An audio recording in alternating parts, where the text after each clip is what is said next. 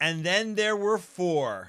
Conference championship weekend is here. It just doesn't get any better than this. The winners this week will advance to the Super Bowl. The losers, well, they go home.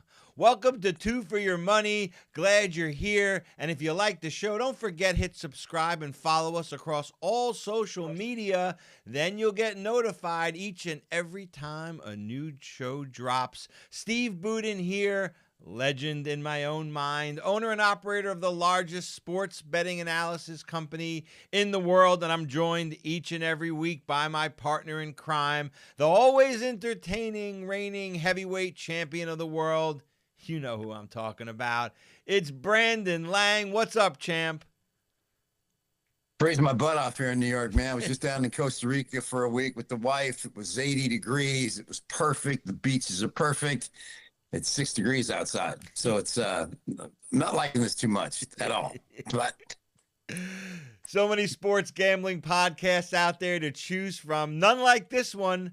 Nowhere you're going to find two better opinions that come from two more opposite sides of the tracks. Brandon, hands down, the most well-known handicapper in the industry. Love him or hate him, he's a household name, but only if that house is filled with impulsive, thrill-seeking risk takers who never leave the goddamn couch on a Sunday. Me, on the other hand, former bookmaker, creator of the offshore and online sports betting industry for 20 years. I made my money on the dark side, taking the bets. But for the last 20 years, I've joined forces with you, the gambler. The rest, my friends, is history. Okay, before we get into this weekend's games, Brandon, I turn to you because I got to get your opinion on this.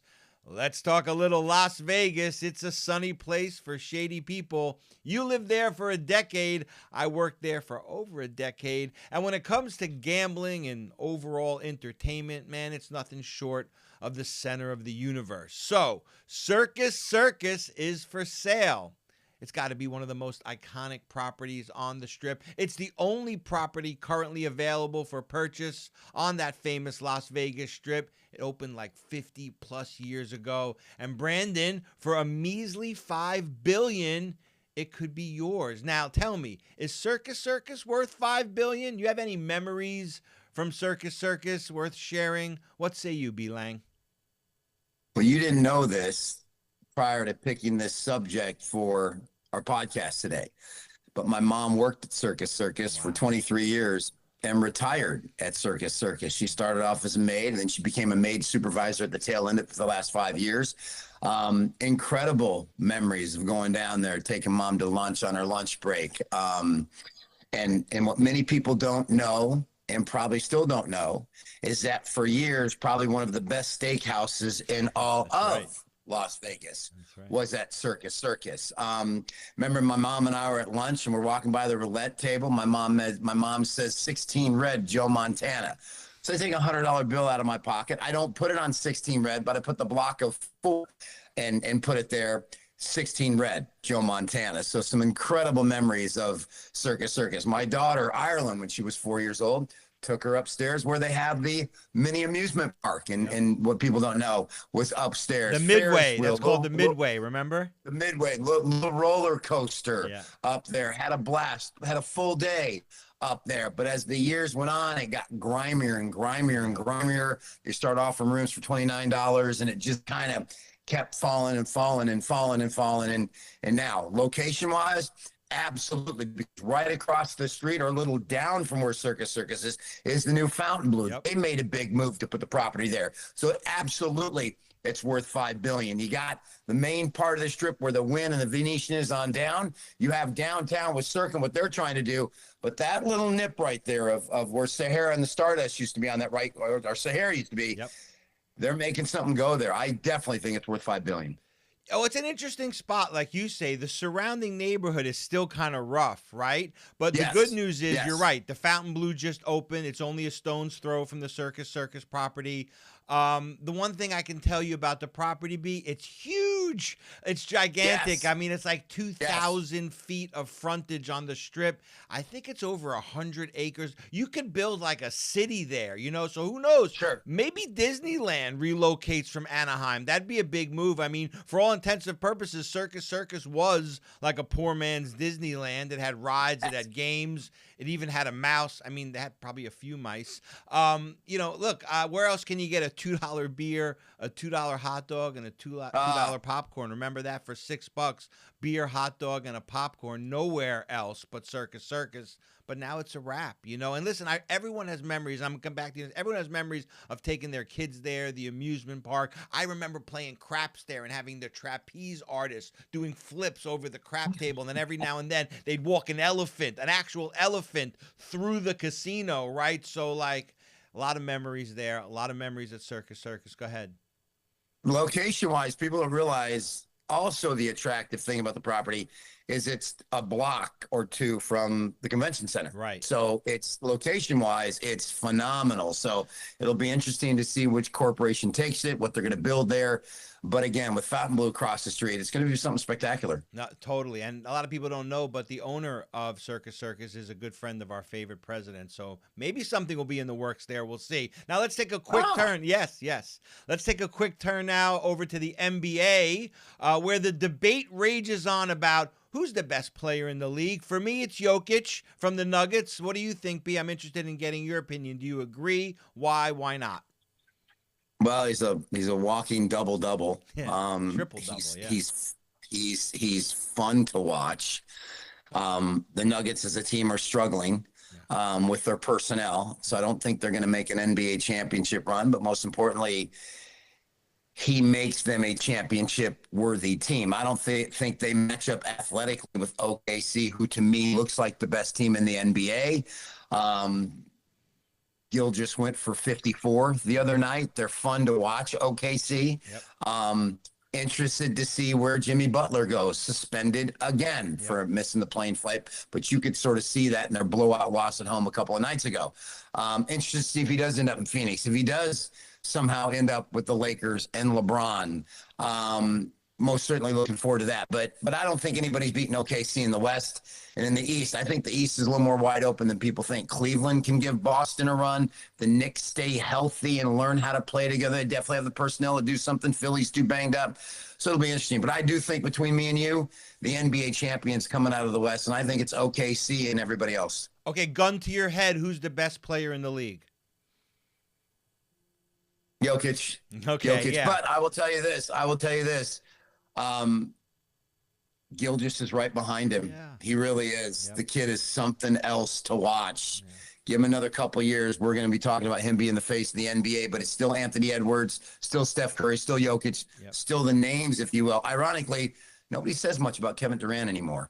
Interesting. Yeah, so, you know, how the mighty have fallen. But look, you know, Jokic, you know, he actually averages closer to a triple-double with 30 points. Yeah. But what's impressive about that triple-double with 30 points is in 90% of the games, he does that in the first 3 quarters, right? Which is totally insane, and we've never seen anything like that. Does he remind you of Bird a little bit, the way he releases the ball from back behind his head? We haven't really seen a lot of players shoot like that. And at that height, when you release the ball from back of your head, actually, you shot like that. You used to shoot like that. You'd put that ball way up in the air. It makes it really hard, right? Exactly, to ever block that shot. So when you can actually shoot that way and be like, you know, as good of a shot that way, percentage-wise, like a Bird or a Jokic, it makes it almost impossible to defend, and that opens up every other part of his game. I don't know if you wanted to get something in there.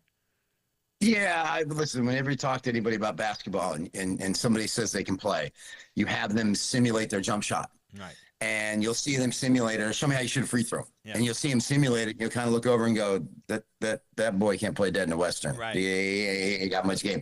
You can simulate it. As soon as I put my arm up like that, you know, I'm a shooter. Yep. You know. Yep. And Jokic is the same way. Pulls it back. Yep. He sets it. Bird sets it. Yep. pure shooter wise for a big man, the way he steps back and comfortably hits the three, which makes him so tough. And listen, I watch a lot of Denver games. Julian Strawther, my good friend Lee Strawther, it's his son. And I've been following Julian, and it's great to get minutes, not as much as he would like. Right. But there's nothing Jokic doesn't do, especially around the basket when he's getting hit and still can finish. Yep. I have to agree with you. He's the best in the NBA right now. And look, one of the things we talk about, you know, all the different mechanics of a shooter and a player, but the one thing, right, that doesn't show up a lot of times, which I think really defines who the best is when a player is truly great, he makes the players around him play better. That was the Jordan factor. That was the Kobe factor, right? And that, to me, is one of his best qualities. Case in point, Russell Westbrook. I mean, back from the abyss, he was dead in his last. Oh, God, yeah. He was dead everywhere, and he couldn't play anywhere anymore, and he's amazing. And all of a sudden, he plays with Jokic, and he's back. Russell Westbrook is back, you know, and to me, that's the key, right? The best player in the NBA, to me, like you said, hands down, it's Jokic, and that's the defining factor for me, is the way he makes the players around him play better. Okay, moving on. Yeah, go ahead. I'll tell a great Russell Westbrook story on how close he was to going to Kent State on another episode. When my good friend Josh Oppenheimer was the assistant coach at Kent State, was recruiting Russell Westbrook. I'll tell the story. It's hysterical just how close, instead of going to UCLA, Russell Westbrook was going to Kent State. Save it for another episode. Great. Oh, great you're gonna tease us now, but you're not gonna give us the story? No. Oh, we'll my save God. it for we'll save it for another episode. No problem. Tune in next time when Brandon tells us the Russell Westbrook story. Okay, moving right along, let's shift gears from the NBA back to the NFL. There was a few heartbreaking losses last week, or thrilling victories, obviously depending on which side of the coin you were on. B, what was the worst beat on the street last week, and why? And kind of take us through the games last week, if you can, a little bit, and tell us how we got to where we are this week. Well, we'll go to the Saturday where Houston's complaining about touching Patrick Mahomes in a couple situations. And then that was your worst bad beat of the entire weekend, because here you are, you're the Houston Texans, you're getting 8.5, you're down 11, you're trotting in with less than a minute to go to kick the covering. I think it was a 34-yard field goal, essentially extra point. Gets blocked. KC covers the number. Philadelphia, depending on who you had. Rams down there, down 6, 3rd and 2 from the 12-yard line. Looking at the outright win. Jalen Carter, incredible swim move, sack. Game over. Philly holds on. Depending where you got the number. When Philly scored late to go up 2 scores, Elliott is the extra point, putting it on 6 rather than 7. So you're buying the half. Who knows what happened? A lot of drama there. A lot of people talk about the Ravens and the drop 2-point conversions. Still a lot of time on the clock for Josh Allen to go down and get a field goal. But just like Eve set the brother up, Adam, with the apple, right, so did John Harbaugh setting up Andrew to take the bullet. Because when they scored to make it 24-19 with 1:33 to go in the third quarter, Harbaugh makes the decision to go for 2. Right. Steve-O, you've watched a lot of football in your day. You don't go for 2. Yeah. Absolutely, until you absolutely have to. You still got a whole quarter of football. Right. They're not stopping your offense right now. Right. Kick the extra point, make it 24-20. Now when you get down to the end, oh, wait a minute. We don't need the 2-point conversion. Yeah. Extra point ties it up. Harbaugh gets a lot of credit for being a great football coach. Yep. But once again, I go back to what Bill Vinovich said to me on a plane flight. NFL referee I sat next to for 3 hours and we talked football. I told him, have I told you the Bill Vinovich story? Please, let's not save that for another show. Come tell us. Okay. No, we're saving that for another show. But all right, wait, let me write this down. I got Westbrook and Vinovich. Right, we got Russell Westbrook and Bill Vinovich. I got it. Okay. For me being a handicapper, for me getting on a plane flight, I had just watched the Jacksonville-Atlanta game in Jacksonville. I'm flying out to L.A. I'm sitting in first class. Who gets on the flight? Bill Vinovich. Who sits right next to me? Bill Vinovich. So I'm like, no way. He's got a DVD. He's getting organized. And I said, listen, I'm a big football fan. I know you just did the game. You did a great job. I was at the game. If you feel like talking, I'd love to pick your brain. But if not, I know you're tired. And he sat there and he goes, No, let me do what I got to do, and I'd love to. The rest is history. That conversation, for me to have access to an NFL referee for 2.5 hours, epic conversation. He said something about what Harbaugh did that I'll bring up in another show. But at the end of the day, he makes that decision and kicks the extra point. We deserve to see Josh Allen with the ball. Just over a minute to go. Can he go against the Ravens defense and get the winning field goal and go off to a Kansas City? We were denied that because of Harbaugh, and now Mark Andrew has to take the death threats with the drop 2-point conversion. And as far as the Washington-Detroit game was concerned, you and I follow the NFL. The Jets, with ownership and the hires of head coaches, they just can't get it right. You're watching the Detroit-Washington game. Aaron Glenn, the defensive coordinator of the Lions, had 2 weeks to prepare for a rookie quarterback. Your defense got a little healthier. They had 2 weeks of rest. You take the field, Aaron Glenn, and a rookie quarterback makes you his bitch. Puts 45 on you, and the Jets say, that's our guy. I want him. That's our guy. That's the guy we want leading our franchise. Right. Look, I got it wrong again, Steve-O. Brandon, you know I've been, in and around the Jets now since I'm 12 years old, and I can tell you also know I'm in recovery, which a lot of people don't know, right? No. And you're right. And I would tell you that there should be a Jets Anonymous, right, for Jet fans, to be able to recover from being, because it's been a long, hard run that seemingly the Jets seem to always want to punish their fan base, the decisions they make. And to me, the fish stinks from the head down, right? So Woody Johnson has to be blamed at the end of the day. You got a guy like Parcells, you got a guy like Al Groh, you got these guys in your franchise. Why not do what the Heat did with Pat Riley? Give them some ownership. Let them run the show. Let them be the ones that the franchise models themselves after. Because what's happened instead is you got a great fan base who's really loyal, but not even the fireman goes to the games anymore. Like, he's given up. And at that point, like, who has hope? But let's go back to the Ravens for a second, because I can digress and talk about the Jets. Well, I was going to have you tell your jet joke real quick. This is the greatest joke ever. Yeah. Well, listen, I used to like be a Jet fan. It's true. And then I switched to girls, right? And then I went back to the Jets, because girls will screw you sometimes, but the Jets will screw you all the time. And that is a joke and true. And the funniest jokes are always true. But let's go circle back to the Ravens, because you brought up the third quarter, and you got to feel bad for Lamar Jackson. It wasn't just the dropped passes, going for two. It was the dropped passes all game long. It seemed like every time they were in a crucial moment, there was a dropped pass involved. But to me, the drive, and let's just give Harbaugh the benefit of the doubt. Me and you both agree they should have kicked the field goal, but that's an easy, the extra point, but that's an easy call to make after the fact, right? Like, we would never have said that if they got the two. So let's for a second suspend that and go with, we agree with Harbaugh to go for two.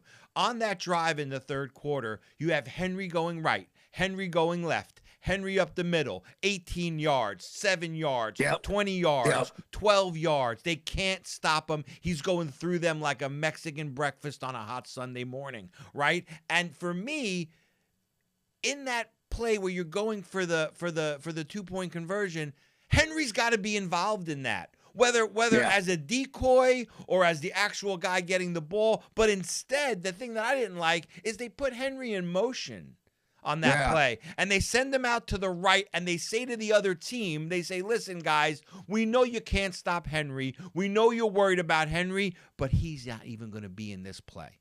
So don't even worry about him. We're putting him in motion off to the right and making him in the slot with a receiver. Forget about him. I say you either hand him the ball and live with it, especially in the third quarter, right? He just went through them like a hot knife through butter. Or you play action pass to him, roll Lamar out, and give Lamar a chance to either run it in, naked boot, or pass it in with a safety valve. Anything like that, but to not have Henry involved was criminal. There's a NFL Films about the Super Bowl with John Elway in Denver. And Terrell Davis used to suffer from migraines. And it was the touchdown that won the Super Bowl for them. And he goes to the sideline, and Mike Shanahan Sr. says, listen, can you walk out there and just get in the backfield? He's like, I can't see. He said, I don't need you to see. I just need you to go there and be in the backfield. Right. We're going to play action. That's all I need you to do. He's like, okay, because his migraine was so bad. You have him on mic saying, I can't see. And Shanahan saying, I don't need you to see. Right. I just need you to fake the handoff. And the guy was wide open, and the Broncos win the Super Bowl. They didn't need to put him in motion. But the play opened, but it didn't come to that. There are hidden points in NFL games. There just are. First half, Ravens had 1st and goal at the 2-yard line. Yeah. They ran Henry once. He got stopped. They gave up on it. 2nd down, they passed, sacked, lost 6 yards. It was 3rd and goal from the 8. They lost. Why not just run Henry 4 straight times? They're not going to stop you. Yep. 4 points and 7 points instead of 3. Yep. Hidden 4 points there. The Lamar fumble, where he just went to the ground and fumbled. They're in field goal range there. Instead, Miller returns it. They get 7. There's a 10-point swing. He's probably going to get a field goal there. Yeah. The frustrating thing for the Ravens is they have to live off season with the fact that the Buffalo Bills didn't beat us. Right. We beat ourselves. 100%. And that is an acid that eats away at you. And like Lamar said after the game, we have to stop doing it because we beat ourselves, and we got to stop doing it. And your heart has to go out to Lamar. He's the best quarterback. Yeah. He's the best quarterback in the league. He deserves a shot. Yeah. You know, I want to see him, you know, in the big game against Mahomes. Let's see who's better. Go ahead. It just goes to show you those meaningless games in the regular season. Yeah. When you lose at home to the Raiders and you lose at home to the Browns, how nice would it have been for the Bills to have to go into Baltimore and face the Ravens? And when you lose those games that you should not lose, they come back to bite you in the ass. That's exactly what happened to the Ravens. Great point and insight, as always. Okay, before we get into the thing that everybody came for, the weekly winning picks, let's do what we do on this show that no other sports gambling show does. Let's take a look around the country and discuss what the fuck is going on. Brandon, AI, robots, social media, technology is clearly taking over if it hasn't already. Is it ruining the world, running the world, or saving the world? What say you? It's ruining the world, and it's going to take over the world. And it's funny you picked this subject because my wife and I just had a conversation about this in Costa Rica, that you have all these kids getting out of college with college degree, and there's going to be no jobs. Right now, I go to Enterprise to rent a car, and this guy's got a bachelor's degree but can't find a job, so he took a job at Enterprise Rent-A-Car. AI and where it's going is going to eliminate so many jobs. These kids are going to get out of college and say, what do I do? There are women on OnlyFans making hundreds of thousands of dollars being able to enhance their pictures on AI. It's blowing up to a degree of epic proportions, and it's limitless with where it's going. And it's not really, I'm 61. You're, however you 55, I think. 54. Give me a break. 54. I will pass away before it goes to where it's going. Yeah. But it's scary, the future of your children and their children, of where it's going.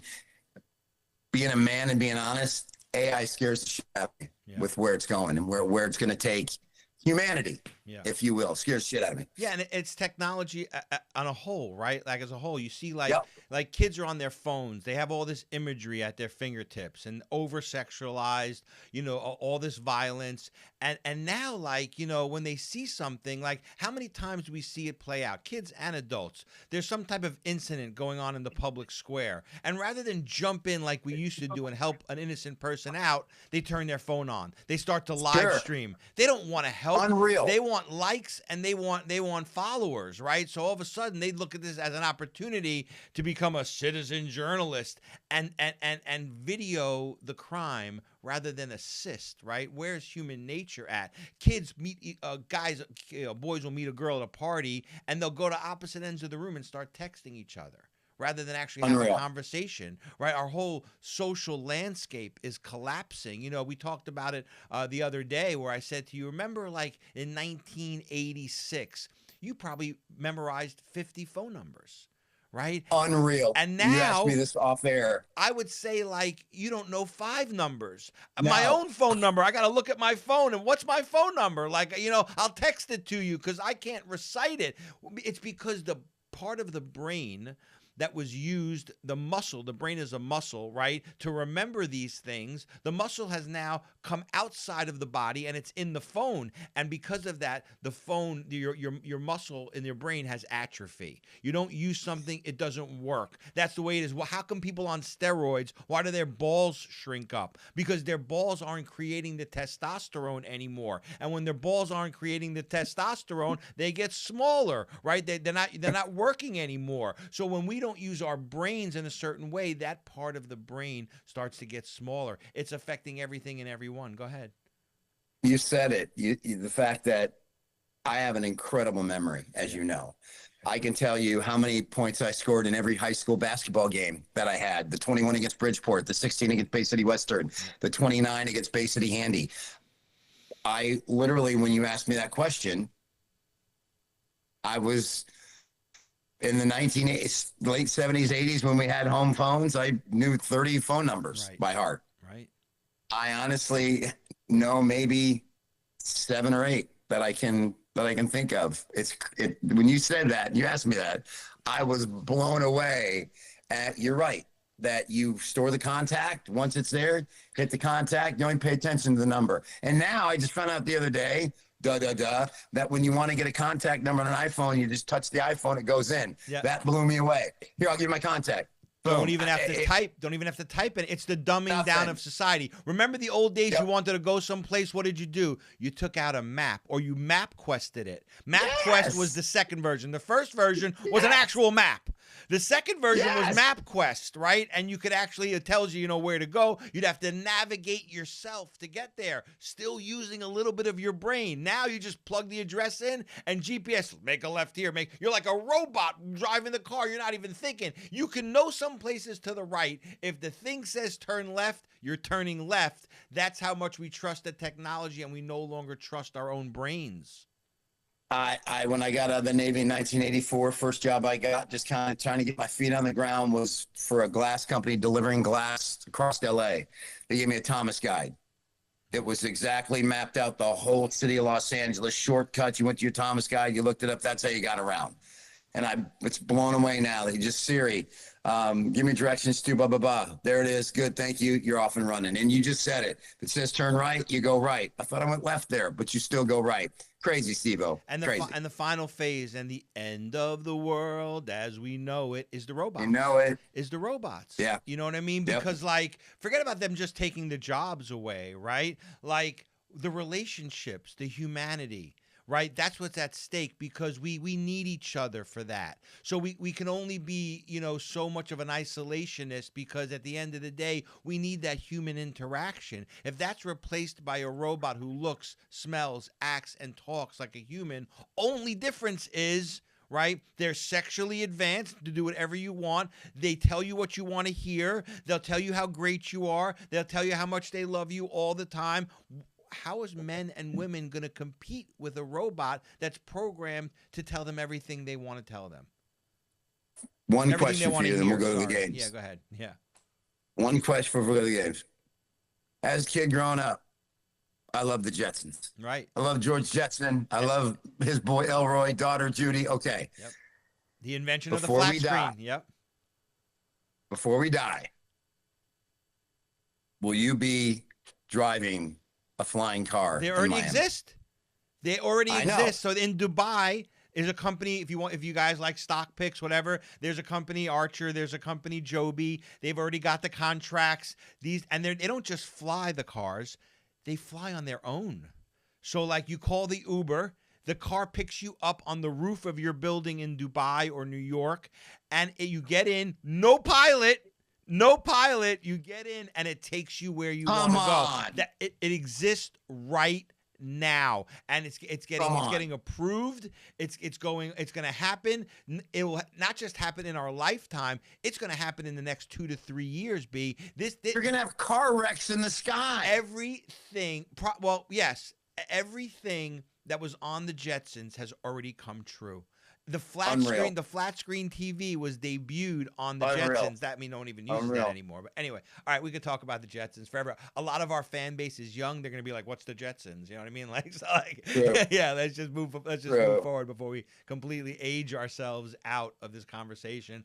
Okay, before we go forward, just want to talk about the #1 sports analysis website in the country, 2foryourmoney.com. 17 of the top handicappers in the country, including me, including Brandon. It's a one-stop shop for everything you need to get an edge on your man. Tell us more. By the way, Brandon, we're getting a lot of people that are taking advantage of 2foryourmoney.com. I just want to thank them. Keep coming. We need you. We want you. We love you. Tell us about it, Brandon. Yeah, the great thing about it is there's always a handicapper who's got the hot hand. Right. A lot of us in the national championship game got sucked into Notre Dame plus the points. Again, the cover was right there for the Irish, plus 8.5. Field goal got knocked off the upright, which would have cut it to 8. Instead, putting the number on 11. Ohio State 3rd and 11 goes for it down the sideline, which sets up the covering field goal. Two guys on the side had Ohio State, Rick Torino and Al DeMarco. Right. So somebody's always got the hot hand. Find out who that is. Come meet the handicappers. There's plenty of good ones. And if you're going to bet on sports, it's a good place to remember. It's not a sprint, it's a marathon. You guys do a great job. Absolutely. And that's the thing, these one-man shows that you see popping up everywhere on TikTok and on Instagram, one guy with his picks. You know, one guy, he wins, he loses. We're like athletes themselves. We go on streaks. We get the hot hand. We go cold. That's the way it is. When you have a site with the top handicappers in the country, 15 to 17 of the best guys in the country, you ride the hot hands, and that's what a site like ours allows you to do. So here's what I need you to do right now. If you're out there and you're a sports gambler, go to 2foryourmoney.com and grab yourself a free all-access pass. You get 2 days for free, all the premium picks, every capper on the site, exactly what a paying customer gets. If you were going to buy a one-day pass on the site, it would cost you an average of $100. So this is a $200 value, no strings attached, absolutely free. Ask yourself these 2 questions. 1, if our premium picks weren't great, why would we let you try them before you buy them? And we're the only ones that do that, by the way. And number 2, what do you have to lose? It's free. The all-access pass only at 2foryourmoney.com. All right, guys, drum roll, please. It's now that time, the time you've all been waiting for. Here come the winners. It's this week's free picks. But remember, guys, free picks, they're just that, free picks. For your best chance to win, grab that all-access pass and the premium plays from all the top handicappers in the country on 2foryourmoney.com. That's what I do, and that's what you should do too. All right, Brandon, let's get down to business. It's championship weekend, and there's nowhere to run, nowhere to hide. There's nothing that the odds makers know at this point that the gambler doesn't know, so your opinion better be as sharp as it's going to get. So let's get ready to go head-to-head with your bookie. First up, it's the early game. It's an NFC East rubber match on Sunday. NFC Championship on the line. Washington Commanders, underdogs for the 3rd straight playoff game. They're at Philadelphia. Commanders possibly be the greatest single-season turnaround in league history. Magic Johnson grabs the team, and look what they do.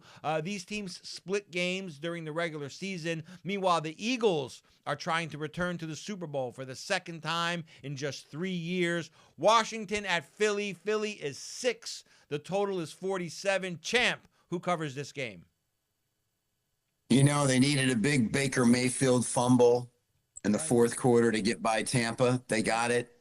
They didn't need jack shit against Detroit. Detroit could not stop them offensively. Yep. It was game over. Yep. These two have played 2 interesting games in the regular season. First meeting in Philly, Washington was up 10-6 at the half. They're actually up, I believe, scoreless third quarter. So they're 10-6 going in the fourth when Philly blew it open. Barkley, 23-yard TD run, 38-yard TD run, and then, of course, a backdoor by the Commanders late with 29 seconds to go. Second meeting, Hurts went out with a concussion. Commanders were down twice in the fourth quarter, came back and ended up winning 36-33 on essentially the last play of the game. What happens here? I don't know, with the Commanders playing as well as they are right now, if you can go against them. But for me, I ain't going to mess around with the game because I just think, just much like the Rams game, the back door is going to be open again. So for me, I think Philly's got to come out in the first half and announce their presence with authority. But with that being said, the Commanders are so hot right now, I don't think you can go against them in the first half with the confidence that they're playing with. So I'm going to take the Commanders +4 in the first half over Philly and let this second half backdoor nonsense play out. I'm going to take Commanders in the first half. Oh, solid advice. Look, when it comes to the Eagles, B, here are the facts. Number one, arguably their three best defenders are either out or doubtful. Number two, the last time they played, right, Eagles quarterback Jalen Hurts was knocked out of the game by Washington. So I can understand your logic and the logic for betting on Washington here, but look, my gut says don't bet against Philly at home. As I said last week, their fans alone, best fans in the country, are worth 4 points. So I'm going to go with the over here. Unlike last week, right, looks like clear skies in Philly for this game. And here are the numbers. 4 out of 5 of the last games that these two guys met have gone over the posted total. So, and plus both of these teams, right, they're here today because of their offensive play, not their defense. So keep an eye on the weather. Keep an eye on Hurts' condition. If both of those are clear, these offenses are going to light up the scoreboard like a Christmas tree at Rockefeller Center. Once again, I'm going over the posted total here. Next up, it's the late game, the Kansas City Chiefs at the Buffalo Bills, and they become this year's version. I'm sorry, the Kansas City Chiefs play the Buffalo Bills. It's actually in KC, and they become this generation's version of the Patriots and Colts, right? If you just sub out Patrick Mahomes for Brady and Josh Allen for Manning, that is the new latest AFC rivalry. Bills continuously beat the Chiefs in the regular season, including this year, but, and it's a big but, right? Kind of like Nell Carter's but, if you're from that era. The Bills have gone 0-3 in the playoffs against KC. Will this year's AFC Championship be any different, or will the Chiefs return to the Super Bowl for the third straight season? Bills at the Chiefs. The Chiefs are 1.5. The total 47.5. Who covers the spread and wins the game, B? Just cut the heart open and bleed again, because I had Buffalo plus the 3.5 when they were up 3 with 13 seconds to go and decided to kick the ball in the end zone instead of squib it and take off about 3 seconds off the clock to put 9 seconds on it. And then they give Tyreek Hill the 20-yard cushion so he can get up to the 42 and call timeout. And they don't cover Travis Kelce, who gets down to the 32, and they kick a time field goal. And then they win by 6 in OT and cover the 3.5. Ouch. Still hurts. Think prison death row type hurt. Right. But at the end of the day, for me, I don't see how either defense comes into play here. Buffalo's offense putting up 42 at Rams, putting up 48 at Detroit.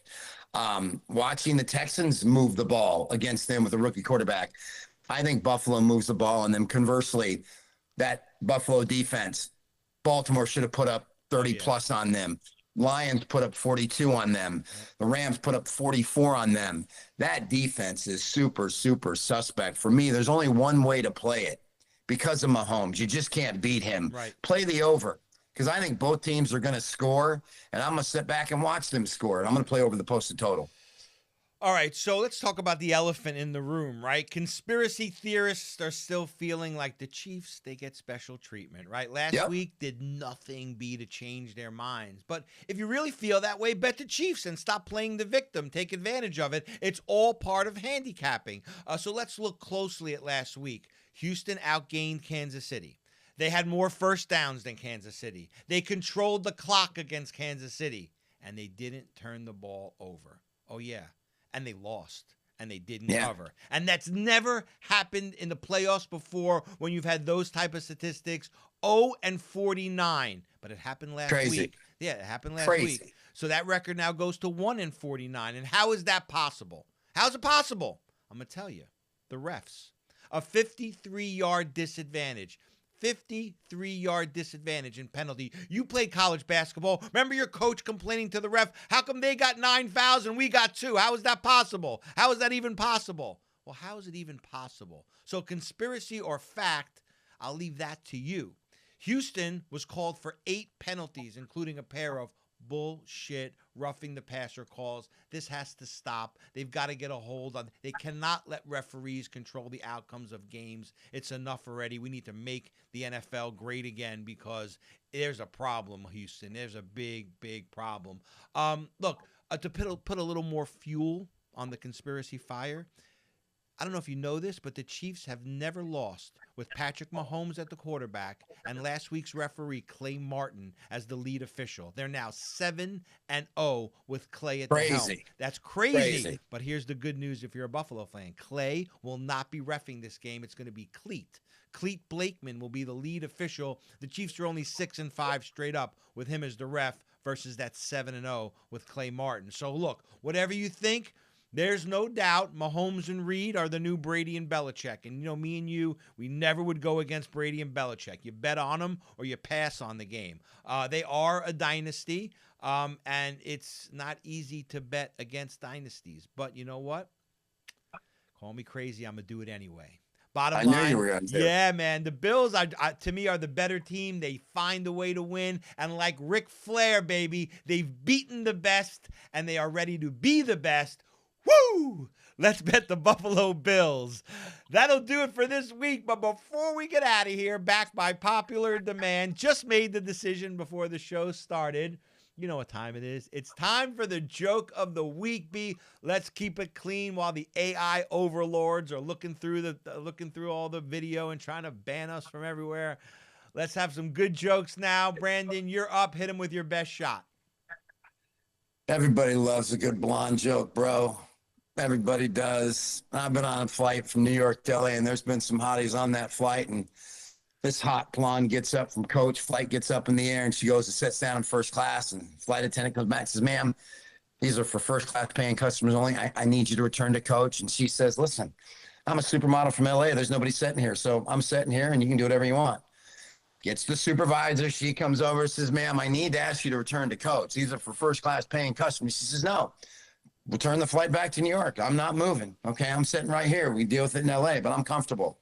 Now they got to tell the captain. They go up the cockpit. They open up the cockpit. They start to tell the captain. Co-pilot says, I got this. Unstraps, goes back, whispers something in her ear. She goes back and sits in coach. He returns back in, and they go, what'd you say to her? And he goes, well, my wife is blonde, and I just told her that if she returns to coach, because it's the coach passengers who are flying to LA. So she kind of well, luckily, blondes aren't a protected group. The funny thing is, I was on that flight, and that blonde sat right next to me in coach, and she's snorting Splenda. So I said to her, hey, babe, what are you doing? She says, oh, it's Diet Coke. All right, that'll do it. Don't forget to follow us and hit subscribe across all social media. My God. Like us, come back, go to twoforyourmoney.com and grab a 2-day all-access pass. We'll see you next week. For Brandon Lang, I'm Steve Budin, and we are Two for Your Money. Get a bump of Splenda.